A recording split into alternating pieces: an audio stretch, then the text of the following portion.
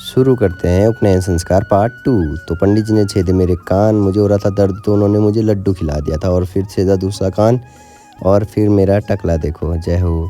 उसके बाद मैं चले गया काशी। तो मम्मी ने बोला कि नहीं काशी नहीं जाएगा, तू यहीं रह के पढ़ाई करेगा। तो मम्मी मुझे वापस लेकर आए और बैठा दिया पंडित जी के बगल में और फिर मुझे दिया आशीर्वाद। और फिर पंडित जी ने मुझे बहुत सारी चीज़ें समझाई कि उपनयन के बाद ऐसा होता है। फिर पंडित जी ने मुझे सिखाया कि संध्या कैसे करते हैं और फिर दादा को बुला के यहाँ पर कान में गायत्री मंत्र बुलवाया। और फिर मम्मी ने दी मुझे भिक्षा और उसके बाद फिर पापा ने दी भिक्षा। दादा की भिक्षा के टाइम रिकॉर्ड करना भूल गए और उसके बाद मयाली ने दी फिर भिक्षा मुझे और सारी भिक्षा लेके पोटली दे दी मैंने पंडित जी को, क्योंकि हमारा टिकट था। उसके बाद मैं चले गया मंदिर पे जहाँ पर हमने दर्शन किए। फिर पहुंच चुके थे हम घर पे और दीपू मेरी स्कूटी लेके आ गया था हमारे पीछे पीछे और फिर हम चल दिए घर की ओर। फिर घर पहुंचते हुआ देली पूजन, जहाँ पर भाभी ने बना रखे थे पूरियां और यहाँ पर पंडित जी करवा रहे थे देली पूजन, जहाँ पर मेरे द्वारा देली की पूजा की जा रही थी और मम्मी छाता लेके खड़ी हुई थी। देली पूजन पूरा होने के बाद फिर मैंने धीरे धीरे करके अपने कदम बढ़ाए अंदर की ओर और उन पूरियों के ऊपर रख के अंदर आ गया।